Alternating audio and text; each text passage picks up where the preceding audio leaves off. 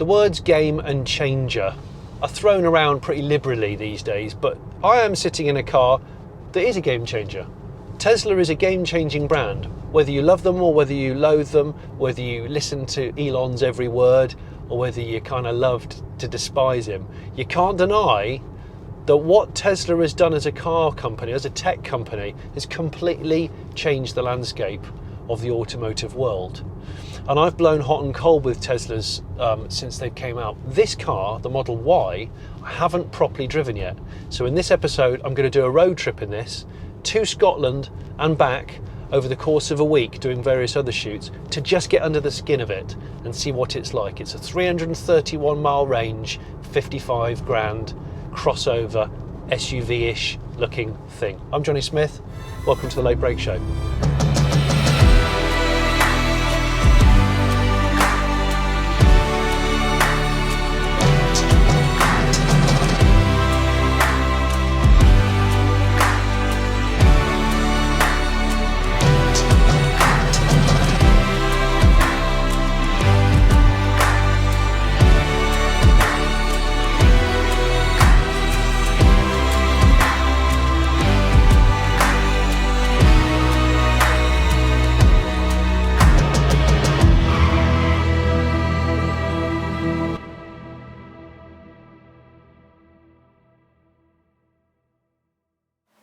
It's very early in the morning.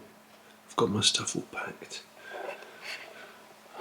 The Tesla, I don't know if you can see it. Yeah, look, the Tesla's out there.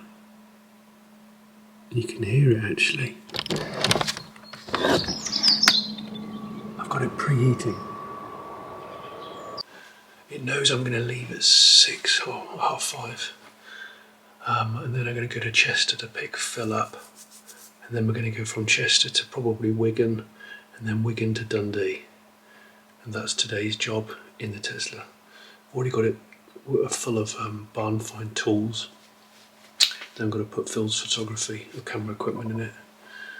I'm looking forward to it. Looking forward to seeing where it suggests the superchargers, and if that will make life a lot easier. It's probably it could be nearly 400 and something miles today.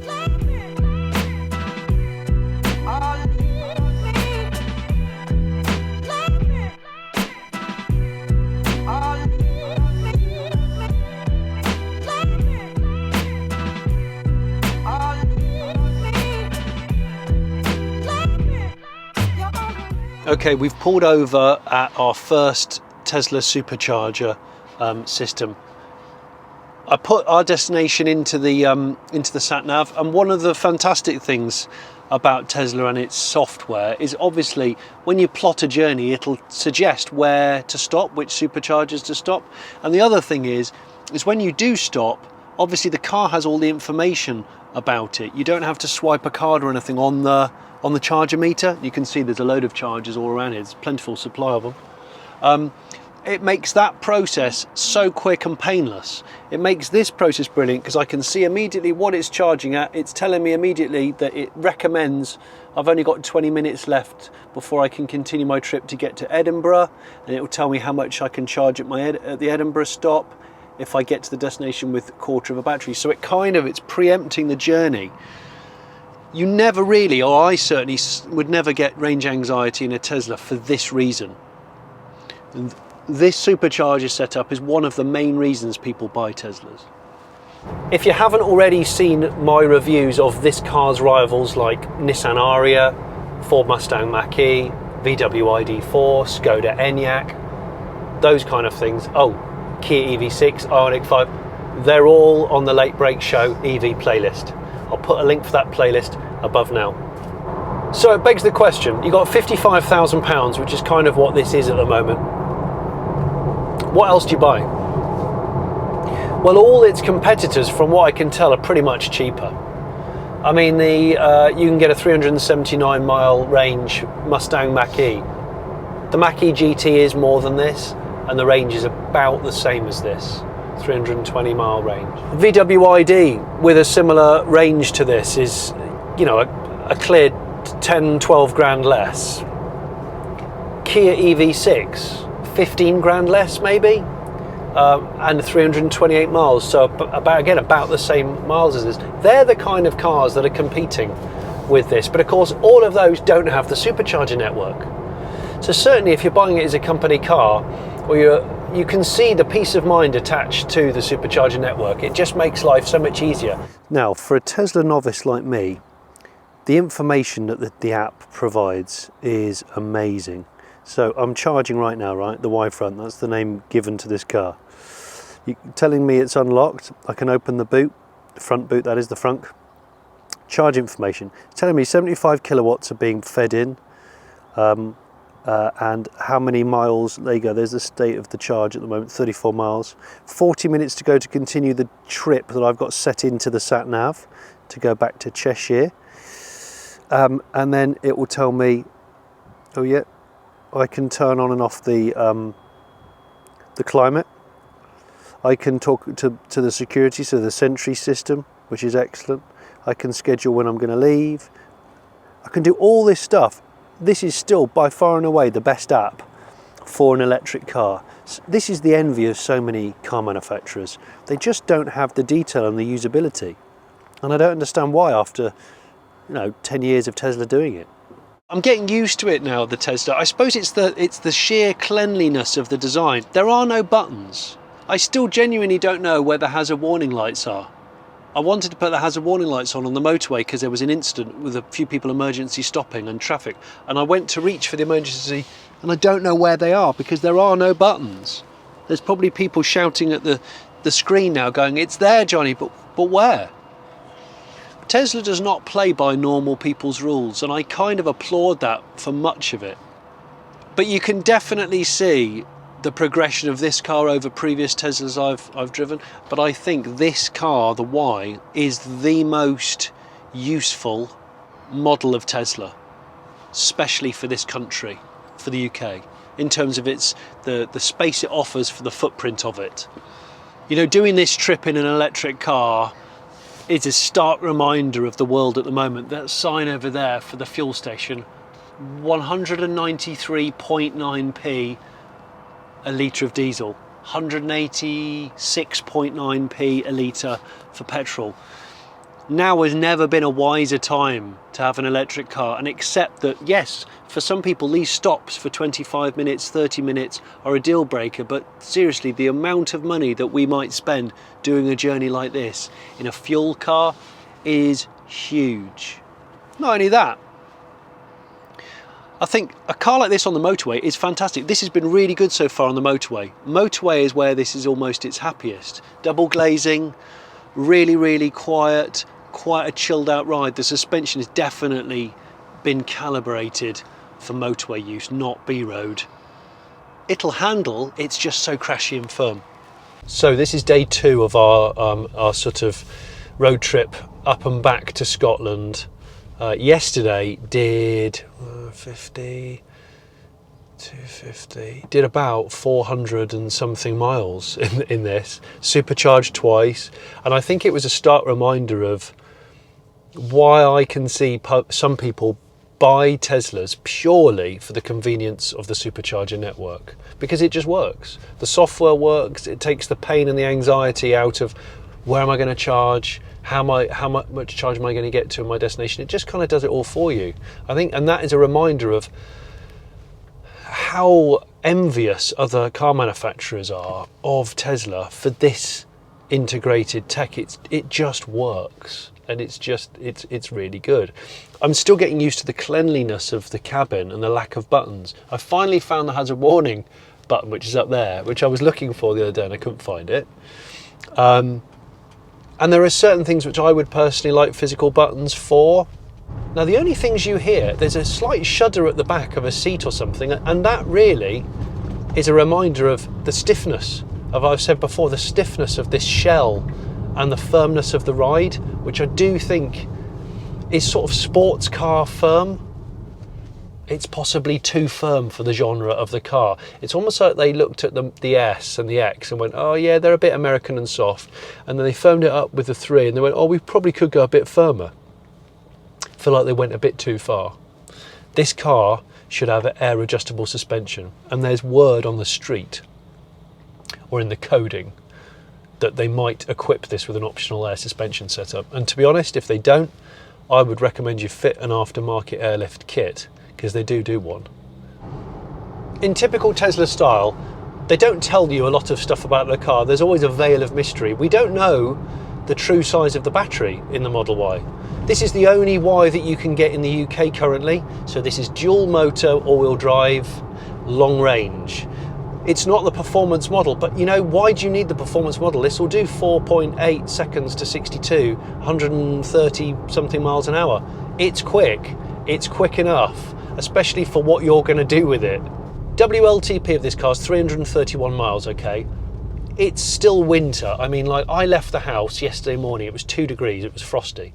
I'd set the car to pre-condition, and I'd set it to pre-warm itself, so defrost and everything. It still had 310 mile range, even at 2 degrees C. That's impressive. You might notice the car's kind of quite untidy. It's loaded to the hilt with stuff, camera gear, food, car parts, you name it, we've got it all going here. So if you hear clunks and stuff around it, there's only one little creak which goes on back there somewhere. It might be the back seat, I don't know. Now, all Tesla Ys, certainly in Europe at the moment, are 5-seater only. There's a 7-seater option in the States, and I've heard from R Symons, who owns this car, who runs R Symons, the EV dealer. I need to say thank you to them for lending me this car for this journey. Tesla unfortunately couldn't get me one in time. He said he's tested that 7-seater and it's useless. There's no legroom in the back, so it's sort of pointless. But what there is plenty of in this 5-seater is legroom for everybody and boot space. This is the part of the Model Y that I haven't sat in at all because I've been doing all the driving on this long road trip. But this is the main reason why you buy the Y over the 3. The thing about the Model 3 is lower roof, not so good in the back, frankly, and a rubbish boot. The Y, which is its brother, addresses all of that. I have set this seat, this is exactly how I drive the car. I'm 6'3".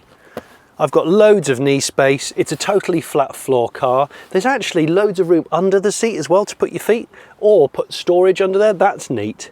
There's a big hollow out in the middle, I guess, for the middle seat person. They've got more legroom. 2 USB-Cs here, but the center console is really cut in for maximum space. I've got to say, it's brilliant. It's really good. It's pretty flat, so it's not sculpted like a sports car because it doesn't need to be. And I've got loads of headspace with this panoramic full glass roof. The other thing I should mention, I think I might have mentioned it before, is the door panels here. The fabric, the plastics, the stitching, all feels pretty good quality. In fact, a lot of cars of the same value feel worse that I've experienced, especially EVs, where it starts to get very cheap down below. This isn't so bad. And every single door pocket on the Y is carpet lined with a big space for, like, you know, 1 litre, 1.5 litre bottle of water, which is important. Oh, and you can drop these chairs down with a flick of a button in the boot. Talking of which, let's look in the boot. The Y front has a really quite large practical boot, and we're using it to its maximum because we're on this road trip up and back to Scotland and doing this, that and the other. So in here I've got all kinds of things, tools for barn finds, camera gear, clothing, blah blah blah. Now Tesla sort of doesn't give you an accurate kind of literage because it gives you the literage loaded right up to the top, which most manufacturers don't. I will put the boot space of all its rivals on screen now. And there is a little space under there for extra gear, but it's really impressive. And that's why you would buy a Y over a 3. I'd say it's a better boot than a lot of its rivals, in fact. You can say what you want about the outside of it being fugly, but it's practical. It's deeply practical. And I'm glad it's a practical car because then it can excuse itself for looking so ugly. Because I think it looks absolutely hideous on the outside. But because I'm driving it all day for the next sort of 4 days, I don't have to look at the outside of it very much. And for that, I'm very thankful. Please don't contact me saying I'm a Tesla hater, because I am not a Tesla hater. In fact, I'm not at all. I'm thoroughly enjoying this. There are just two things about Teslas that I particularly am not down with. That is, I just don't like the logo. I just think it looks cheap and nasty. And I don't like the exterior style of any Teslas. The Model S is okay, but the 3 and the Y and the X look awful. If you can get beyond that, and that is subjective, admittedly. I mean, you're talking to a guy who owns an Austin Allegro and thinks it's okay. So I do appreciate that might be wasted on most people, but to me, that they do look awful. They also need a head-up display. I said this with the Tesla 3. You've got the speedo down here digitally, but I don't want to look across when I'm driving to look at my speed. And I don't really want to look across for my sat nav. This is brilliant, but I do want a head-up display. Wouldn't cost very much. It should be just there. And in the head-up display, you could have your nav. That would be progression.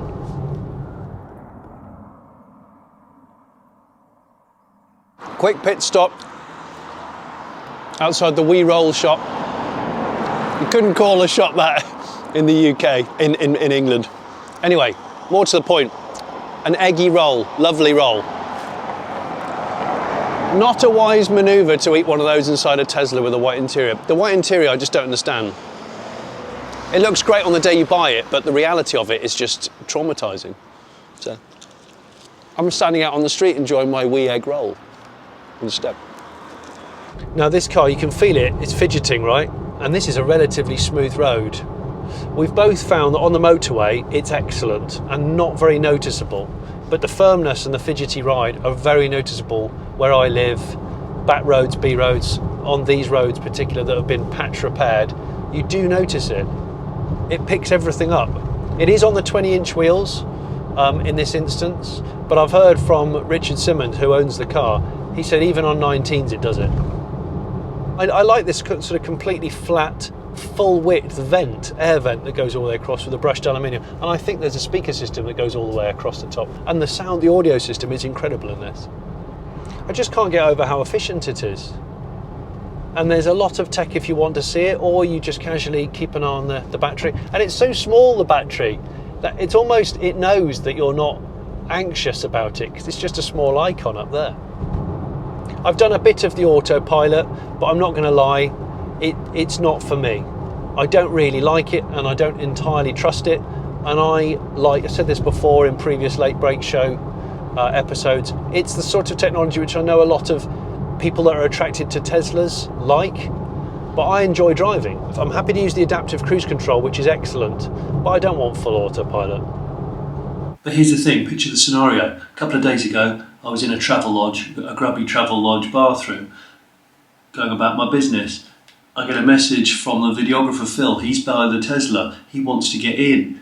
I've got the key. Oh, I just go into my app, click unlock, it unlocks it, and then I lock it when he walks away. Easy. I'm not disturbed by my business.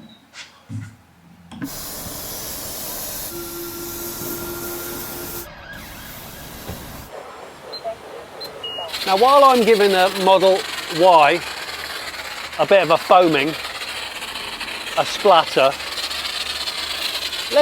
let's discuss aesthetics. Now, beauty is in the eye of the cup holder, that we know. I just can't believe that anybody finds this car attractive. It's got the beaky front of the Model 3. Remember, the Y is the sort of last car in Elon Musk's sexy lineup. So S, Model S, 3 for E, X for the big people carrier thing,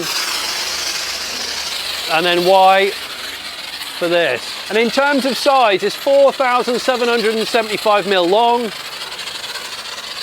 1,850mm wide, and 1,600mm tall. Other thing, I just don't like any Tesla alloy wheels. I think they're all pretty bad. Now I've covered it in jazz, it probably looks better. Somebody referred to Teslas looking a bit like sort of generic looking cars that appear in car adverts when you can't really give away a badge or an identity. And I know what they mean. Oh, do you know what? I'm gonna go for the brush, Always do this though. Always blast the brush before you apply the brush. It's not even a quirky looking car, it just looks generic. and sort of blobby. A blobfish. Have you ever seen a blobfish? I'll show you a picture of a blobfish. I don't like the alloys. I think they look just disappointing and average. And this is not an average car, technologically. And as an EV, it's stunning in so many ways. It is stunning. Doing this sort of a journey, we've got a stat. I think Richard Symons, who owns the car, said in the sort of the 2,500 miles he's nearly done in this car since buying it, it's cost him 90 quid in fuel, electricity fuel. It's not a lot, is it? And I've never once got anxious about range. I've never once questioned whether we'll get there. I've not had to really fiddle around with stupid cards and apps for charging networks. It works. It just works, and that feels very refreshing. And once you've gone Tesla, I can understand why it might be difficult to go back.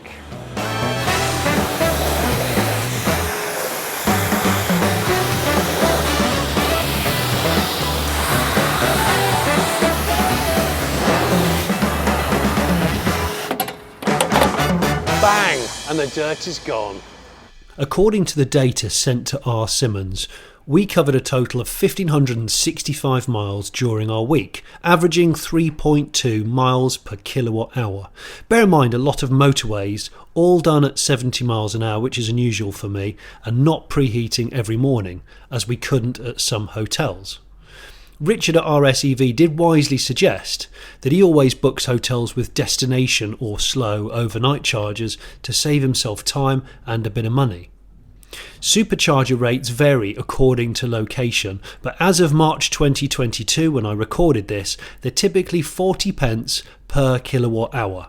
My week with the Y-Front used about 280 kilowatt hours, so that's about £112 for 1,500 miles. Not bad when diesel is currently £2 a litre in the UK.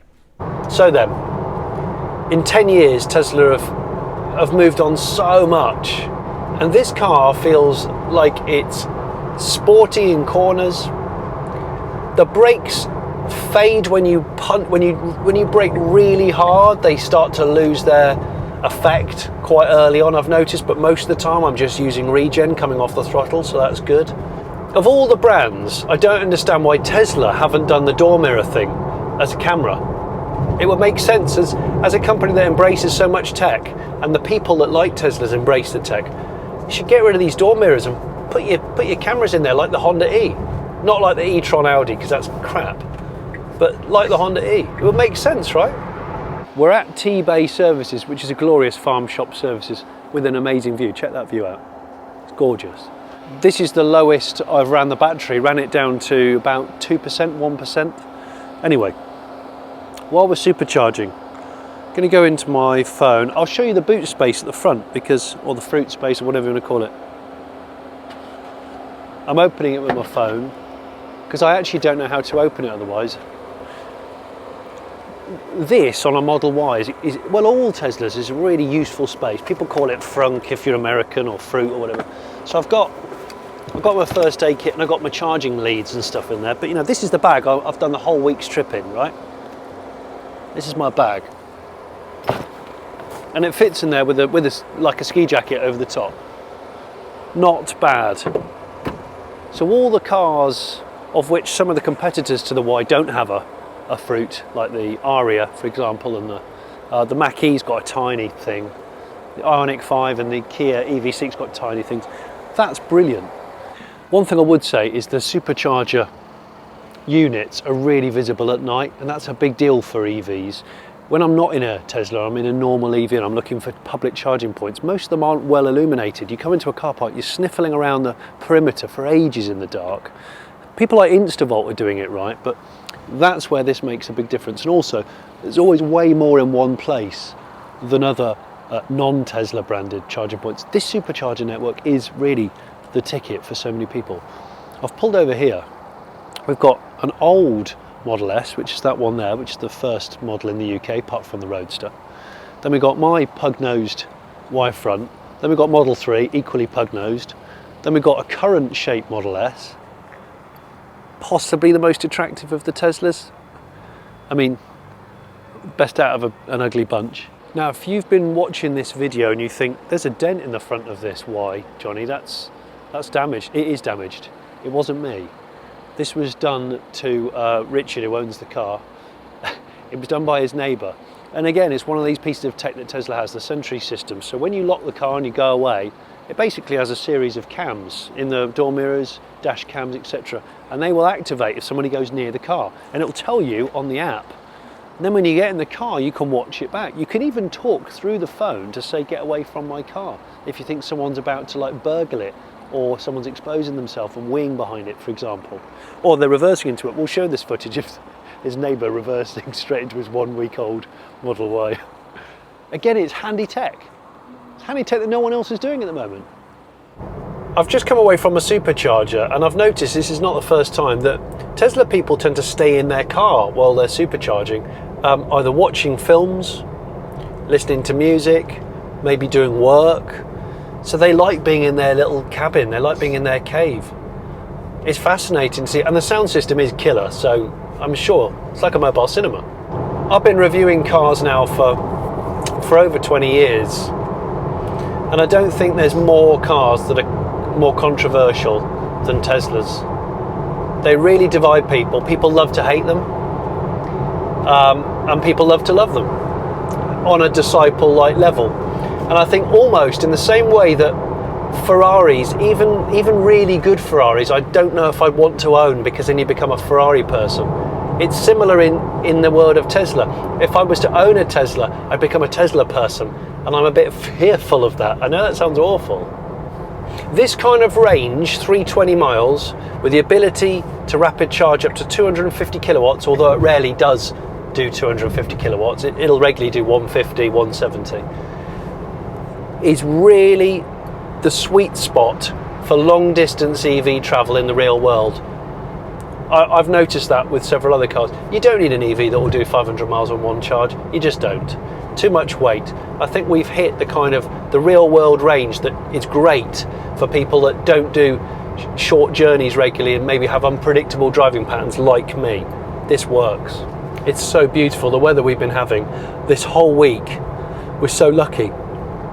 Cold starts though, but always very sunny. I love the fact the car preconditions itself when it knows you're going to the supercharger. All that kind of stuff. Clever. It's hard not to be impressed. Go on then, put in the comments, would you rather have this, a Tesla Y-front, a Kia EV6, a Hyundai Ioniq 5, a VW ID4, a Skoda Enyaq with the big battery of course, or a Ford Mustang Mach-e? I've probably forgotten one. Which one would you buy? And why? Oh, Nissan Ariya. There's the other one. I don't know where, there's a toy box somewhere and you can do guffing and things. Yeah. Again, I mean, it's just daft, but it's there if you want it to be. Here we go. Hang on. Fart with the indicator.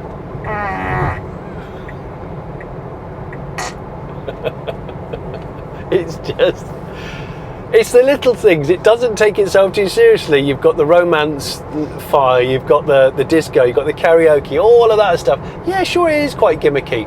I just want to point out, I am neither a Tesla disciple and I'm not a Tesla hater.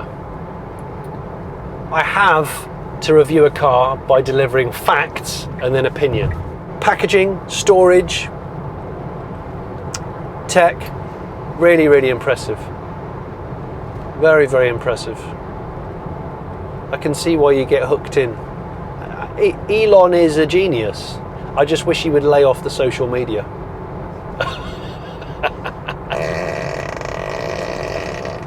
So wet. You know what? The future is so bright for electric cars, and it is thanks to Tesla. In 10 years, they've gone from this, quirky Lotus with a battery pack to this, and it's done so much good for the mass adoption of EVs, and that I am all for. I really, really am. It's credible. This, the Model Y, this is a technological masterpiece. This is probably the best model that Tesla has made so far. There's so much to like about this car. It's so deeply practical, long range. The integration with the software is unrivaled, really. If only it looked good, and if only the suspension didn't break my back. Those are the things that are holding me back. But its rivals have got flaws as well, and I would urge you to always look at the rivals and try them for yourself before committing to buying a car like this. I want to say thanks to R Symons for lending me this car to go on this sort of road trippy based review on the Late Break Show. Remember, if you haven't subscribed to this channel already, typically 50% of our content is EV. Maybe you want to become a Patreon. If you become a Patreon, you get access to these videos early, and I also do a detailed blog every week on what I'm getting up to. Anyway, thanks for watching.